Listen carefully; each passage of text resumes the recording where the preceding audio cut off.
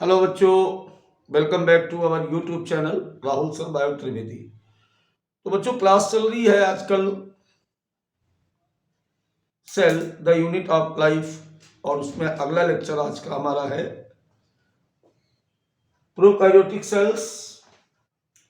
तो चलिए बिना टाइम बर्बाद किए बात को स्टार्ट करते हैं प्रोकैरियोटिक सेल्स के बारे में। एक एक शब्द, एक एक लाइन एनसीईआरटी के साथ, लेकिन कुछ अलग अंदाज में, जिससे आपके सारे के सारे क्वेश्चंस होंगे। तो चलिए बात करते हैं आज हम लोग प्रोकैरियोटिक सेल्स की। प्रोकैरियोटिक सेल की अगर बात की जाए तो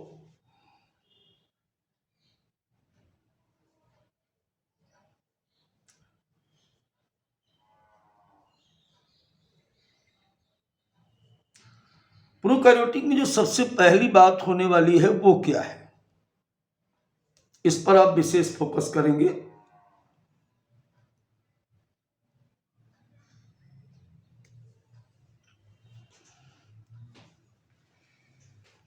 सबसे पहली बात कि प्रोकैरियोटिक सेल्स जो होती है, इसमें अपने नीट लेवल पर किन किन चीजों पर चर्चा करनी है। तो बच्चों,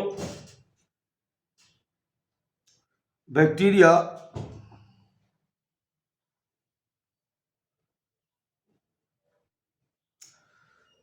ब्लू ग्रीन एल्गी,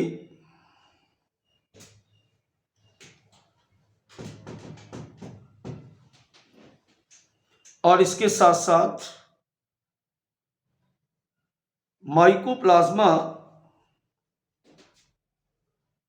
PPLO, ये क्या है? ये है एग्जाम्पल ऑफ प्रोकैरियोट सेल।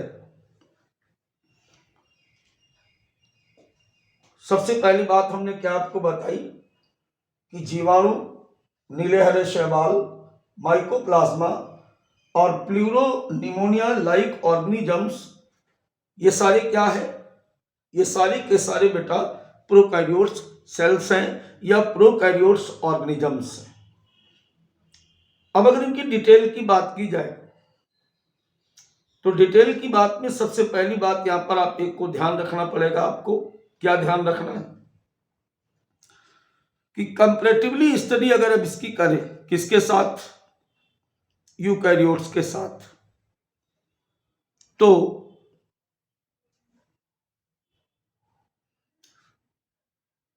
ये बात पूरी समझ में आएगी। अब अगर हम देखें यहां पर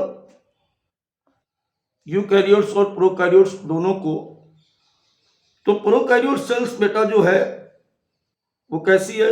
usually small in size. Eukaryotes की तुलना में प्रोकैरियोटिक कोशिकाएं आकार में छोटी होती हैं। दूसरी बात, एक और खास बात यहां पर ध्यान दें कि वेरियस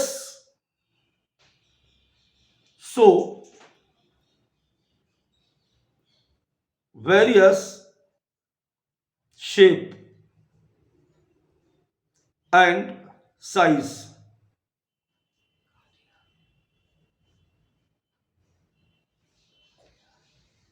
इनके आकार में बड़ी भिन्नता पाई जाती है। यानी अलग अलग प्रकार की प्रोकैरियोटिक कोशिका अलग अलग शेप में हो सकती है। अब अगर केवल हम बात कर लें केवल जीवाणु कोशिकाओं के शेप की, इसी बात को प्रूफ करने के लिए एनसीईआरटी ने आगे लिखा कि लाइक बैक्टीरिया। तो अगर बैक्टीरियल सेल के शेप के बारे में बात की जाए, शेप ऑफ बैक्टीरियल सेल, तो कई जगह पर आपको लिखा मिलता है बैसिलस, फिर आपको कई जगह लिखा मिल जाएगा कोकस,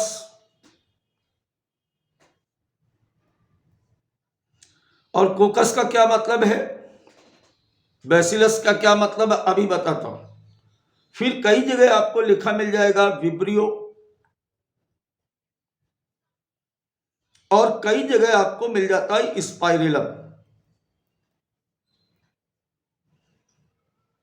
देखिए बैसिलस की अगर बात करें, ये सारे के सारे इंग्लिश वर्ड नहीं है, ग्रीक और लैटिन में लिखे गए। बैसिलस की अगर बात करें तो बैसिलस का मतलब हो गया रॉड शेप्ड, मतलब कैसे, डंडाकार। अब कोकस की अगर बात करें तो कोकस का मतलब होता है स्फेरिकल, मतलब गोलाकार। विब्रियो की अगर बात करें तो विब्रियो का मतलब होता है क्वामाकार या क्वामा शेप्ड, क्वामाकार। स्पाइरलम की बात करें तो इसका हिंदी होता है सर्पिलाकार। कुल कितने शेप बताए गए आपको? पहले बात क्या थी यहां पर, यूजुअली स्मॉल इन साइज, फिर एक ये बात जो लाल रंग से लिखी है, इसी बात को ये समझाया गया कि जो प्रोकैरियोटिक कोशिकाएं होती हैं उनमें बहुत सारे शेप पाए जाते हैं। जैसे हम जीवाणु को ही देख ले तो जीवाणु कोशिकाएं 4 प्रकार की हो सकती हैं। जैसे कि अभी आप देख रहे हो, क्या देख रहे हो कि रॉड शेप्ड बैसिलस।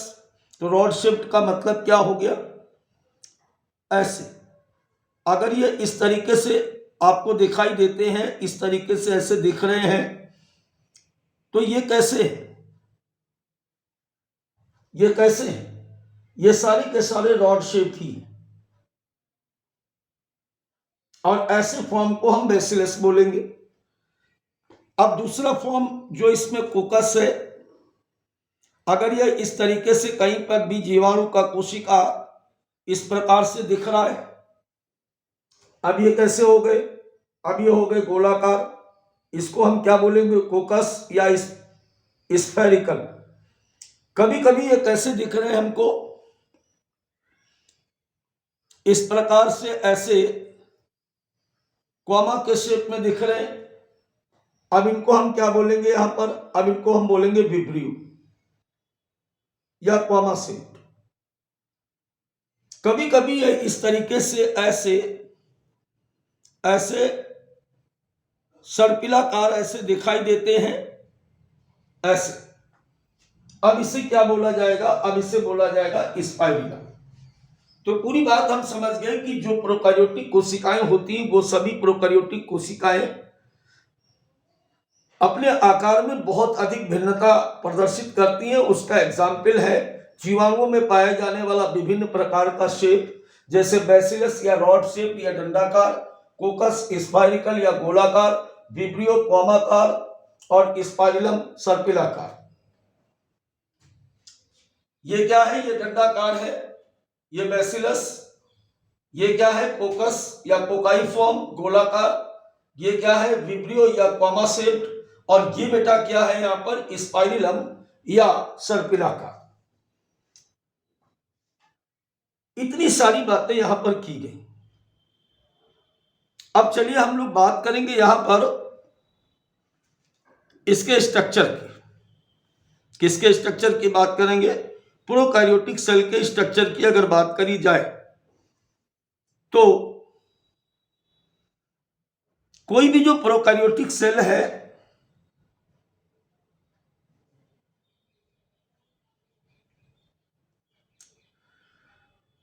बेसिकली इसको अगर हम देखते हैं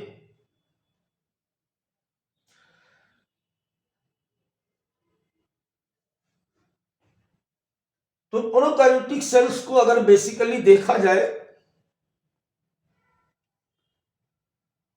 ध्यान से यहां से बात को समझना है आपको, तो इसके 2 पार्ट बेटा यहां पर हैं। पहला काम या पहला इसका जो पार्ट होता है उसको हम कहते हैं ग्लाइको कैलेक्स, सॉरी पहला इसका होता है सेल इनवेलप, सेल इनवेलप, और दूसरा पार्ट जो होता है मेन उसको कहते हैं साइटोप्लाज्म।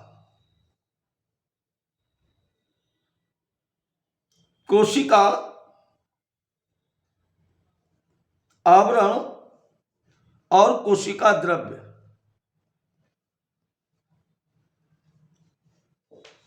मैंने क्या कहा कि प्रोकैरियोटिक कोशिका बेसिक रूप से दो भागों में बटी होती है। एक को हम कहते हैं कोशिकीय आवरण या सेल इनवेलप, और दूसरे को बेटा हम कहते हैं साइटोप्लाज्म या कोशिका द्रव्य। अब अगर हम बात करें यहां पर किसकी बात करें, सेल इनवेलप की, तो बेटा सेल इनवेलप तीन पार्ट से मिलकर के जीवाणु कोशिकाओं में बना होता है। पहला पार्ट इसका होता है ग्लाइकोकैलेक्स,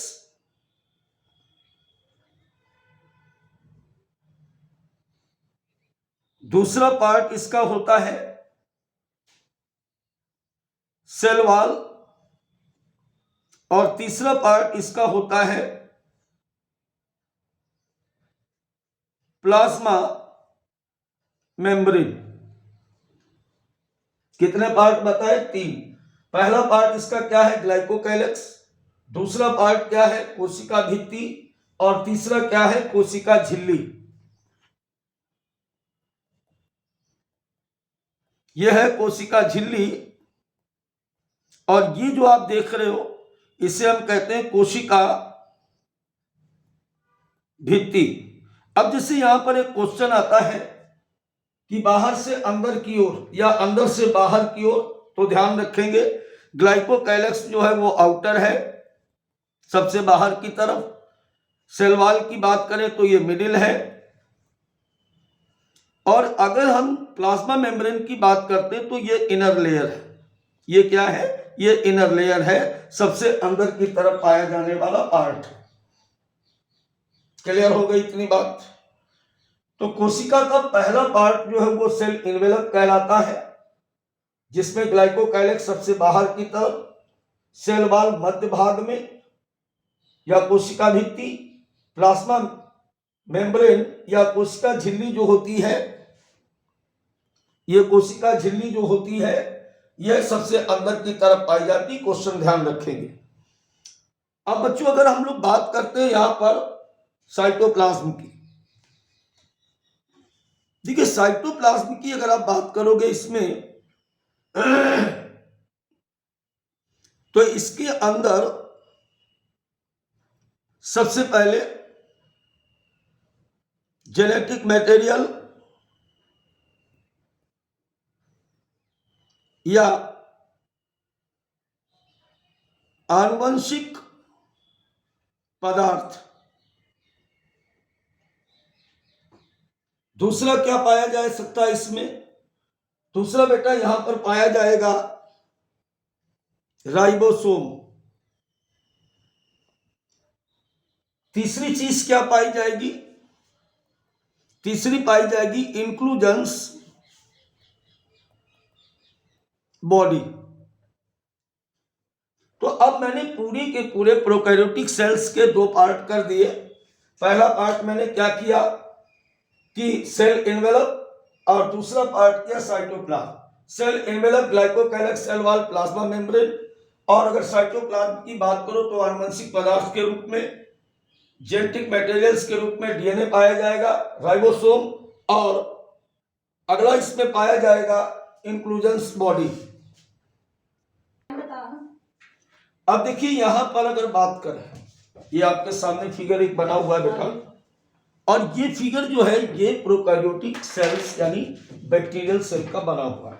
अभी मैं इससे पहले बात कर रहा था आपसे कि किसी भी बैक्टीरियल सेल में या किसी भी प्रोकैरियोट्स में दो पार्ट होते हैं। पहला पार्ट इसका कहलाता है ग्लाइकोकैलेक्स, और दूसरा पार्ट इसका कहलाता है साइटोप्लाज्म। चलिए एक बार विजुअलाइज करते। तो सबसे पहले क्या था, कैप्सूल। यहां पर अगर हम बात करें तो सबसे पहले इससे हिस्से में इसको क्या दिखा, ये कैप्सूल आपको दिख रहा है, यहां पर ये कैप्सूल दिख रहा है ना, ये वाला। ये जो कैप्सूल है ये ग्लाइकोकैलेक्स है। ग्लाइकोकैलेक्स है। अब क्यों, अभी अभी थोड़ी देर बाद आप जान पाओगे यहां पर कि ग्लाइकोकैलेक्स क्यों मैं कैप्सूल को कह रहा हूं। तो पहला पार्ट तो आपका ग्लाइकोकैलेक्स हो गया। दूसरा पार्ट क्या था आपका, ये सेल वॉल, ये हो गया सेल वॉल दूसरा नंबर का पार्ट। तीसरे नंबर का पार्ट आप देख रहे हो ये प्लाज्मा मेम्ब्रेन। अब देखो कैप्सूल सबसे बाहर की तरफ, सेल वॉल उसके बाद अंदर की तरफ, और प्लाज्मा मेम्ब्रेन बेटा सबसे अंदर की तरफ। तो यहां पर वो वाली बात बिल्कुल समझ में आ गई कि ये आउटर है, ये मिडिल है और ये इनर है। ठीक है, इन तीनों को एक साथ मिलाकर के हम लोग यहां पर बोल रहे थे सेल इनवेलप। इन तीनों को मिलाकर के हम लोग क्या बोल रहे थे, सेल इनवेलप या कोशिकीय आवरण। अब बात अगर करें हम लोग साइटोप्लाज्म की, तो साइटोप्लाज्म में आप देख रहे हो सामने ये जो अंदर भरा हुआ है ये क्या है, ये साइटोप्लाज्म है। इस साइटोप्लाज्म के अंदर एक ये डीएनए यानी जिसे हम कह रहे थे जेनेटिक मटेरियल, वो यहाँ पर न्यूक्लियोइड डीएनए कह सकते हो, हेरिडिटरी मटेरियल कह सकते हो, जीनोफोर कह सकते हो, न्यूक्लियोइड कह सकते हो। इसके अलावा यहां पर हम देख रहे हैं कि इसके अंदर ये राइबोसोम, प्लाज्मा मेम्ब्रेन की इनफोल्डिंग्स यहां पर आपको दिख रही है, मिसोसोम है। इसके अलावा कुछ एक्स्ट्रा क्रोमोसोम या डीएनए पाए जाते हैं जिनको हम प्लाज्मिड कहते हैं। तीसरी एक बात और कि बैक्टीरियल सेल के सरफेस स्ट्रक्चर पर क्या क्या होता है। सरफेस स्ट्रक्चर का क्या मतलब है, जो बाहर की तरफ पाया जाए। और उस सरफेस स्ट्रक्चर में एक तो आप देख रहे हो यहां पर ये पिलाई, ये देखो सतह पे पाई जा रही, ये कहां पे पाई जा रही, ये जीवाणु कोशिका के बाहर की तरफ इस तरीके से ये लगी हुई, ये आपको दिख रही, ये दिख रही कि नहीं दिख रही। इसके अलावा ये बड़े बड़े जो आपको ऐसे दिख रहे हैं, ये दिख रहे हैं, ये ऐसे, ये क्या है, ये इसके फ्री फ्लैजिलम है जिनके द्वारा वो लोकोमोशन करता है। तो बच्चों इस तरीके से आपके दिमाग में अब एक छोटी सी प्रोकैरियोटिक कोशिका बन गई। चलिए अब हम लोग बात करेंगे इसके डिटेल की। तो डिटेल की बात करें, चलिए डिटेल स्टडी की बात करेंगे। तो सबसे पहले हम लोग यहां पर बात करें, किसकी बात करेंगे अब हम लोग, अब बेटा बात करेंगे हम लोग सेल एनवेलप की। किसकी बात करेंगे, सेल एनवेलप की बात करेंगे। तो सेल एनवेलप में कौन कौन था, ध्यान दीजिएगा यहां पर। अब हम लोग बात करेंगे सेल एनवेलप की। असली क्वेश्चन यहां से अब स्टार्ट होंगे। अभी क्या बताया कि सेल एनवेलप में कौन कौन था, तो एक तो था ग्लाइकोकैलेक्स, दूसरा था सेल वॉल कोशिका भित्ति, और तीसरा क्या था, तीसरा था प्लाज्मा मेम्ब्रेन। तीन बातें आपको बताई गई। अब इसमें से एक बात बहुत ध्यान से यहां समझना, ये जो तीनों लेयर आपको दिख रही, ग्लाइकोकैलेक्स, सेल वॉल और प्लाज्मा मेम्ब्रेन, पहला क्वेश्चन इनके लोकेशन से है। तो ग्लाइकोकैलेक्स हमेशा आउटर है, सेल वॉल मिडिल है, और ये हमेशा इनर होती है। एक क्वेश्चन तो ये हो गया। फिर दूसरी बात यहां पर यह ध्यान रखना है कि क्या इन तीनों का एक ही फंक्शन है या तीनों का अलग अलग कार्य है। तो each layer with distinct function.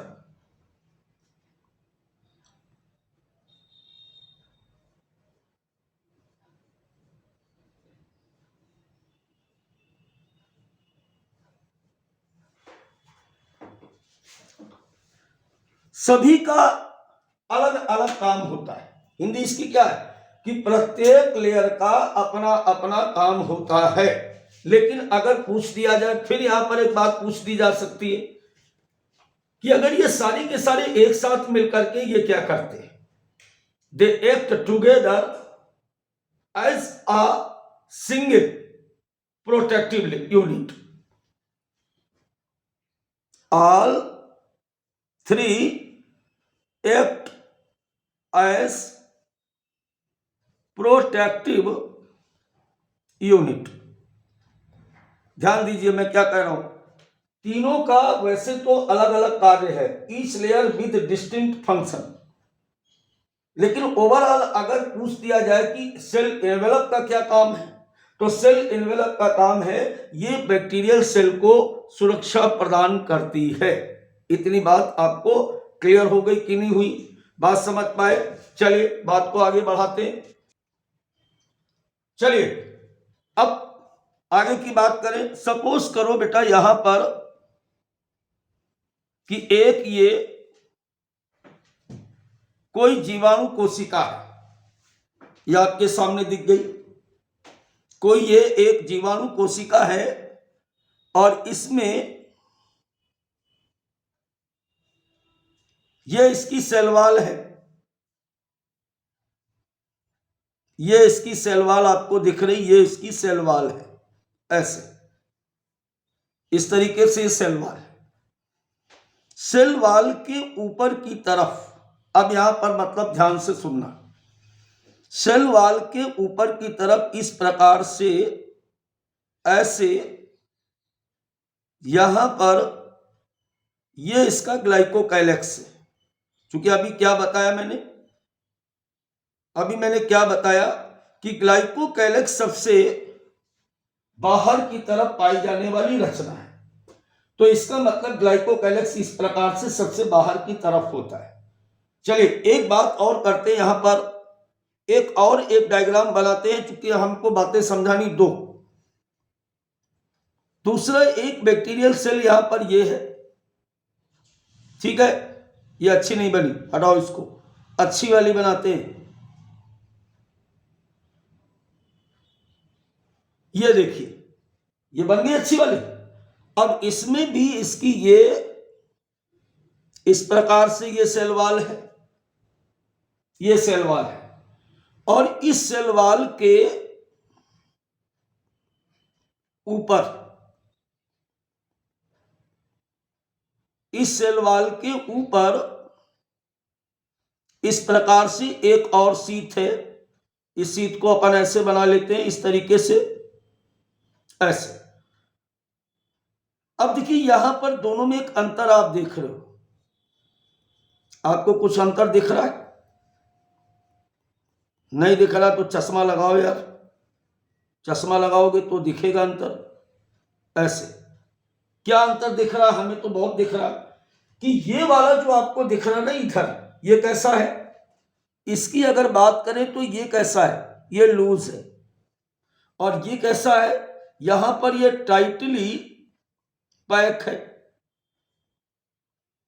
तो अगर किसी भी जीवाणु में पाया जाने वाला ग्लाइकोकाइलेक्स लूजली अरेंज होता है, कैसा अरेंज हो, लूजली अरेंज हो, ढीला ढाला पिलपिली तरीके से उसका ग्लाइकोकाइलेक्स पाया जाए, तो बेटा ऐसी ग्लाइकोकाइलेक्स को हम कहते हैं स्लाइम लेयर। क्या बोलते हैं इसको बोलते हैं स्लाइम लेयर, ठीक है। तो इसको क्या बोलेंगे, स्लाइम लेयर बोलेंगे। कब बोलेंगे, जब ये पिलपिला होगा, लूज होगा। और अगर बेटा ये इस तरीके से टाइटली पैक है, तो इस टाइटली पैकिंग स्टेज को हम लोग कहते हैं कैप्सूल। क्या बोलेंगे इसको बेटा, कैप्सूल बोलेंगे। तो पूरी बात हम समझ चुके हैं अब तक कि ग्लाइकोकाइलेक्स दो फॉर्म में पाया जाता है, एक जब वो लूज तरीके से पिलपिली तरीके से होता है तो उसे स्लाइम लेयर कहते हैं, और दूसरा जब ये टाइटली पैक होता है तो हम इसको बोलते हैं कैप्सूल। इतनी बात हम समझ पाए, क्लियर हो गया। काम क्या है इसका काम है प्रोटेक्शन। चलिए अगली बात करते हैं अब हम लोग यहां पर सेल वॉल की। तो अगर सेल वॉल की बात की जाए,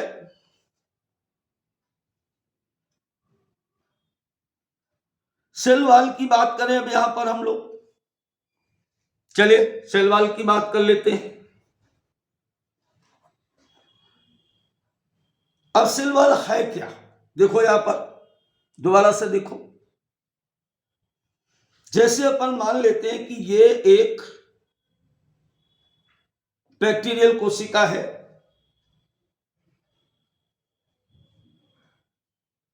इस प्रकार से एक ये जीवाणु कोशिका है।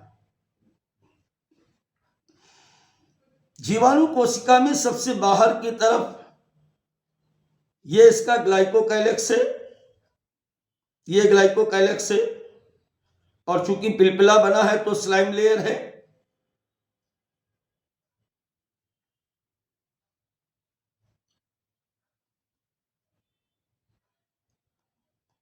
चूंकि ये इस तरीके से पिलपिला बना है तो ये हो गया स्लाइम लेयर, इस तरीके से स्लाइम लेयर हो गया। अब अगर हम बात कर रहे हैं ये आपको दिख रहा है ना, ऐसे ऐसे, ये हिस्सा जो है ये इसका कहलाता है सेल वॉल। क्या कहलाएगा ये कहलाएगा सेल वॉल, कोशिका भित्ति। अब जो सबसे पहला यहां पर क्वेश्चन आएगा कि bacterial cell wall made up of, जीवाणु कोशिका किसकी बनी होती है? तो bacterial cell wall made up of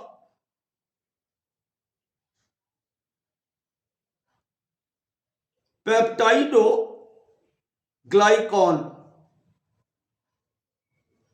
ये देखिए किससे बना, ये पेप्टाइडोग्लाइकॉन से बनी होती है। ये पेप्टाइडोग्लाइकॉन क्या है? ये पेप्टाइड का मतलब क्या होता है?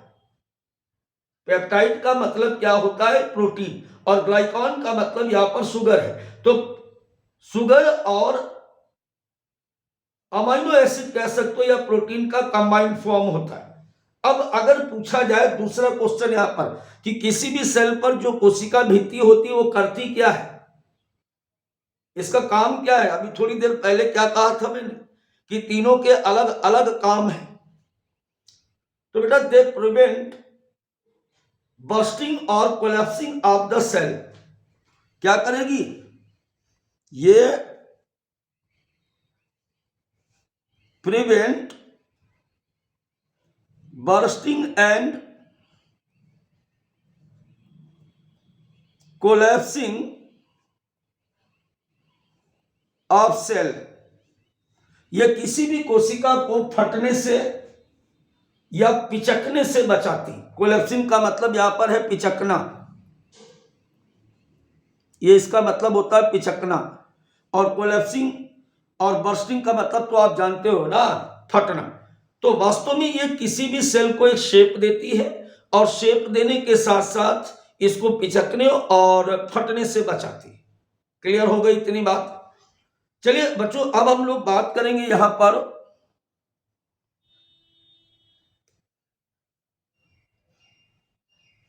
अब हम लोग बात करते हैं यहां पर प्लाज्मा मेम्ब्रेन यानी तीसरे लेयर की। ध्यान से देखिएगा, प्लाज्मा मेम्ब्रेन की बात करूंगा। अब जैसे फिर से हम ये बना लेते हैं कि एक ये बैक्टीरियल सेल है और इस बैक्टीरियल सेल में ये इसकी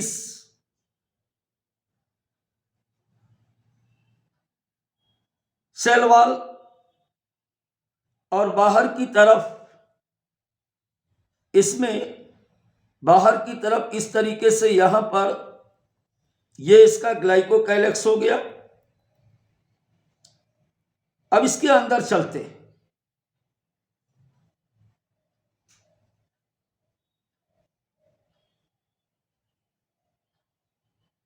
ऐसे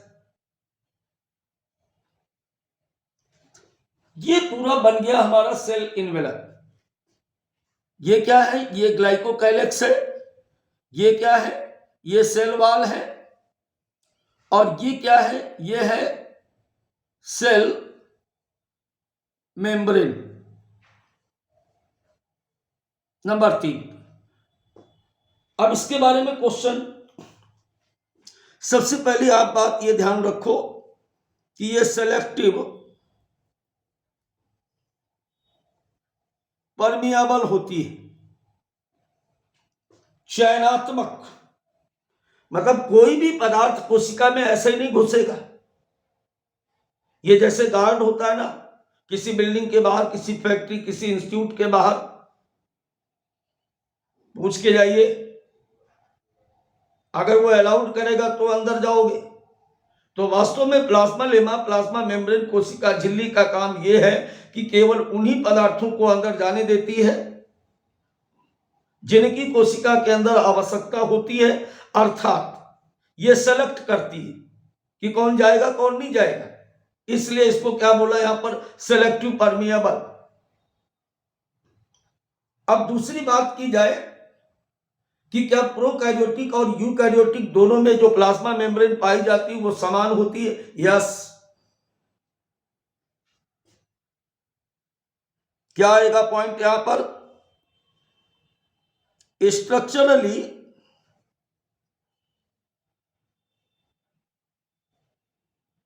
सिमिलर टू यूकैरियोट्स।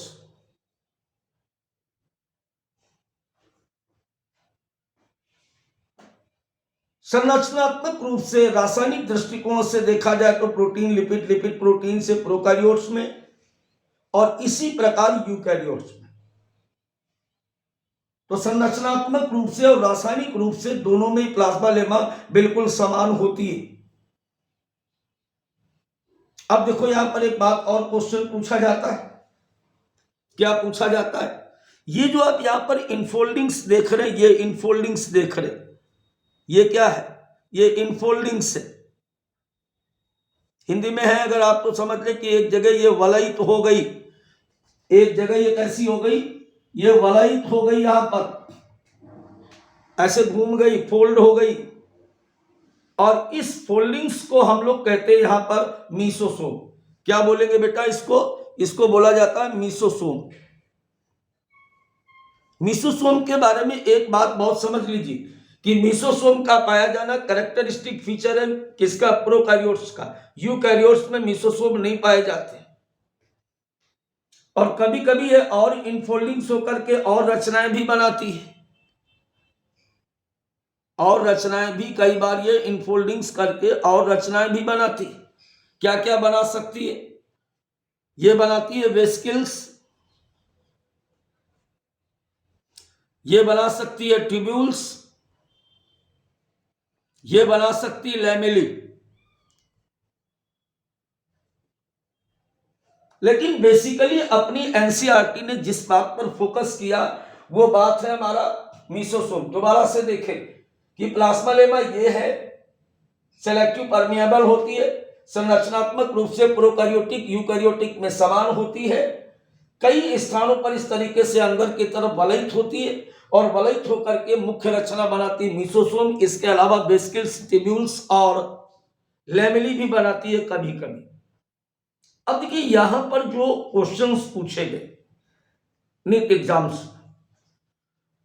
मीसोसोम के बारे में कौन से क्वेश्चन पूछे जा सकते हैं, जरा ध्यान दीजिएगा दोबारा से।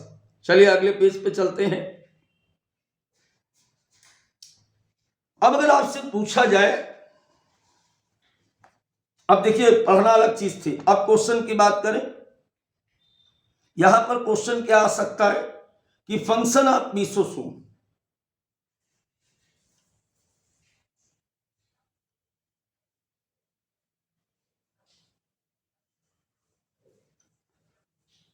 यह बात बहुत क्लियर हो गई कि मीसोसोम क्या है। यह प्लाज्मा लेमा की इनफोल्डिंग से बनती है, करती क्या है बेटा, इसके दो तीन काम है बस, अब घूम फिर के वही क्वेश्चन आते हैं। पहला काम इसका क्या है, डीएनए रेप्लिकेशन एंड डिस्ट्रीब्यूशन।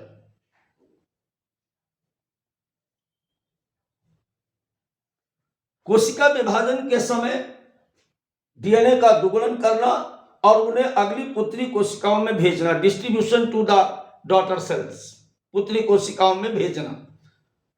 सबसे फेमस क्वेश्चन मीसोसोम का, हेल्प इन द रेस्पिरेशन। अब जैसे क्या प्रोकैरियोटिक सेल्स रेस्पिरेशन करती हैं? यस, लेकिन मोटा क्वेश्चन दिमाग में आता है कि माइटोकॉन्ड्रिया तो है नहीं, जब माइटोकॉन्ड्रिया नहीं है प्रोकैरियोटिक सेल में तो रिस्पिरेशन कहां होता है?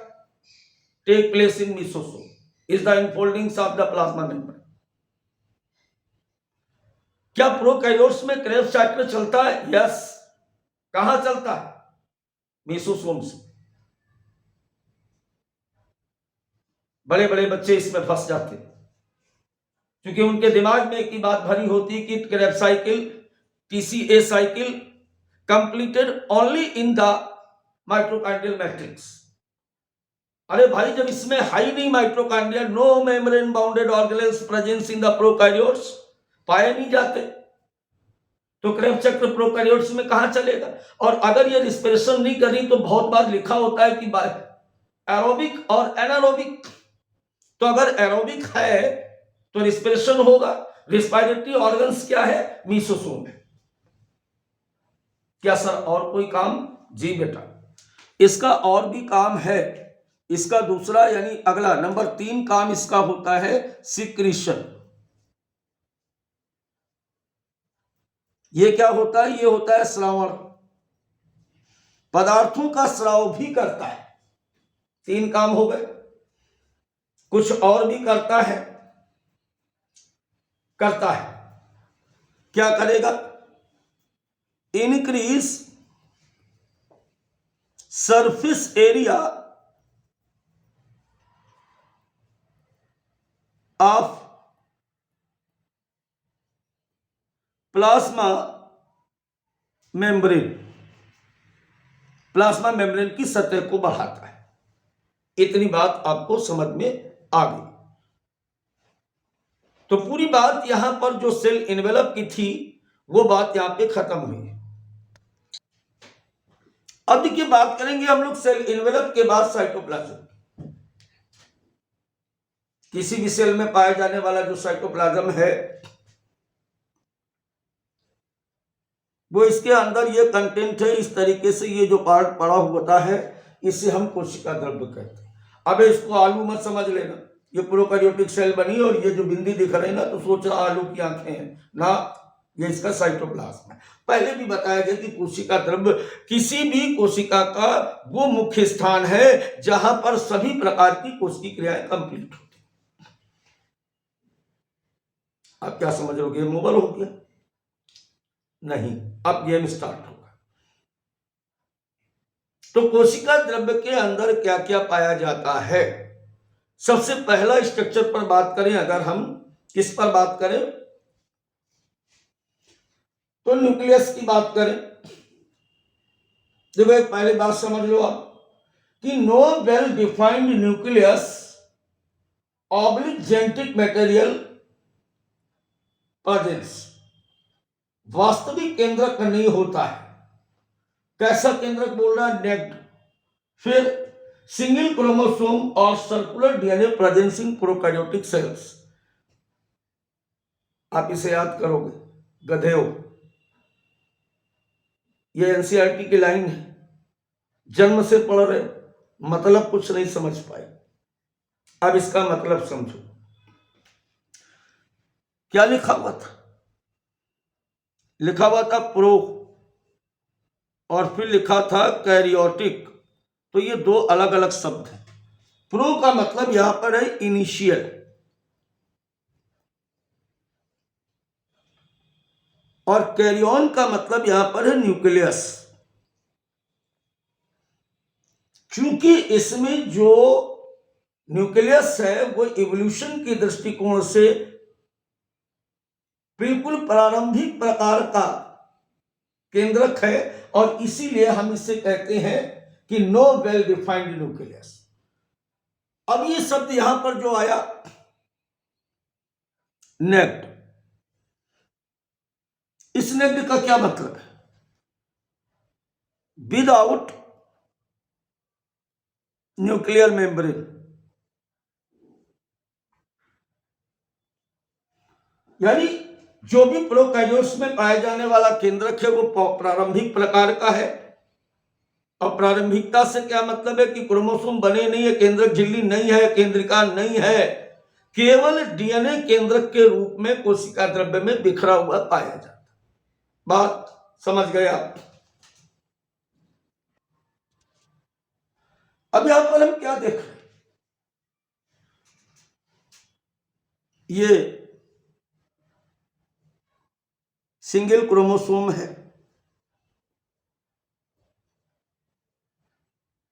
कैसा है, सर्कुलर, सर्कुलर डीएनए। क्या इसे बोलेंगे, इसे बोलेंगे scattered DNA oblique nucleus,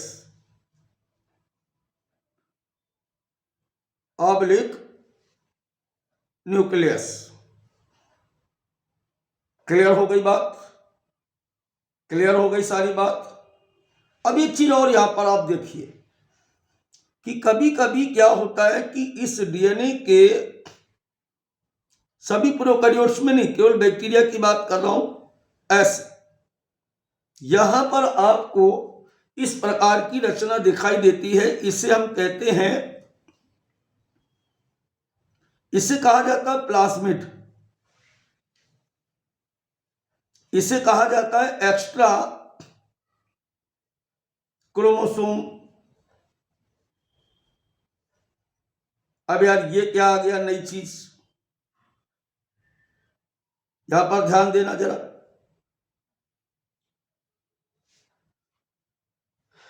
plasmid पर एक एक करके सारी बातें, क्वेश्चन पर फोकस करो।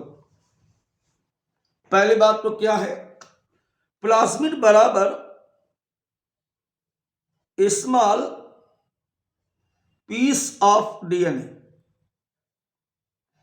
ये डीएनए के छोटे छोटे कण हैं जो मुख्य डीएनए के बाहर पाए जाते हैं, इसलिए इनको हम एक्स्ट्रा क्रोमोसोम भी कहते हैं।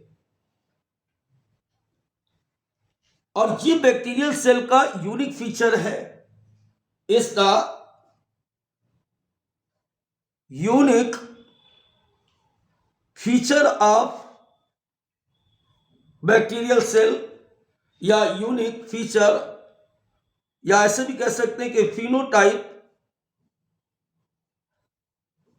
कैरेक्टर, ये जीवाणुओं का अपने आप में कैरेक्टरिस्टिक फीचर है। सर ये पाया क्यों जाता है, इसका काम क्या है, इसका काम है कि ये resistance to the antibiotic, provided resistance to antibiotics, जो जीवाणुओं को मारने के लिए दवाइयां दी जाती हैं उनसे ये लड़ता है, उनका असर ये जीवाणु कोशिकाओं पर नहीं पड़ने देता है। एक क्वेश्चन और यहां से पूछा जाता है कि plasmid help in the bacterial transformation with foreign DNA, तो help in transformation of DNA. अगर आप 11th के हैं तो ये बात नहीं समझ में आएगी, और अगर आप 12th और टारगेट के बच्चे हैं तो ये बात बिल्कुल आपको समझ में आएगी कि बायोटेक्नोलॉजी में फॉरेन डीएनए को इसी की सहायता से आगे भेजा जाता है। क्लियर हो गई। अब कोशिका द्रव्य में एक चीज और ध्यान दीजिए, ये कोशिका द्रव्य है ऐसा, इसमें तुम्हें कहीं mitochondria, Golgi complex, endoplasmic reticulum वगैरह दिख रहा है, बोले नहीं दिख रहा है, नहीं दिख रहा है तो क्या बात निकल के आ रही, निकल के आ रही सीधी बात कि no membrane bounded organelles present in the prokaryotes. Prokaryotes में कोई भी झिल्ली युक्त कोशिकांग नहीं पाया जाता है, जैसे mitochondria, Golgi body, endoplasmic reticulum की अगर बात करें। अब देखिए इसके बाद हम लोग बात करते हैं,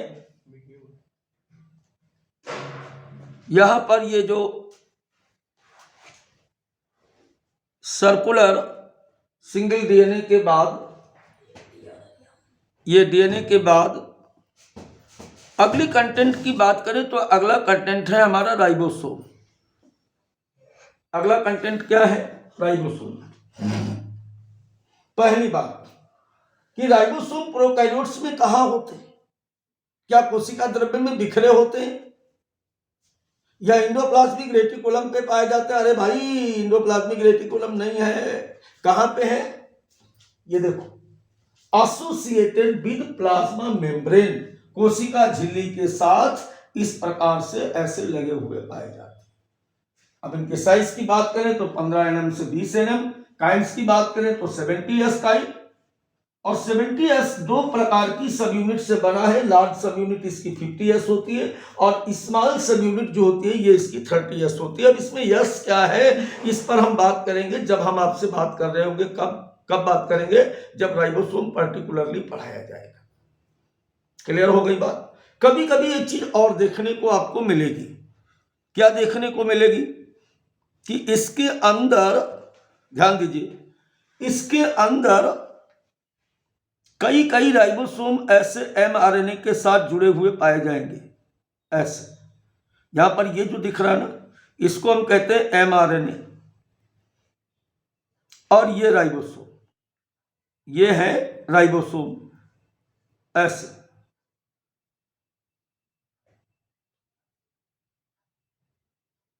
कभी कभी बहुत सारे राइबोसोम ऐसे mRNA के साथ जुड़े हुए पाए जाते हैं। ऐसी कंडीशन को हम कहते हैं पॉलीसोम या पॉलीराइबोसोम, दोनों को मिलाकर पॉलीसोम या पॉलीराइबोसोम।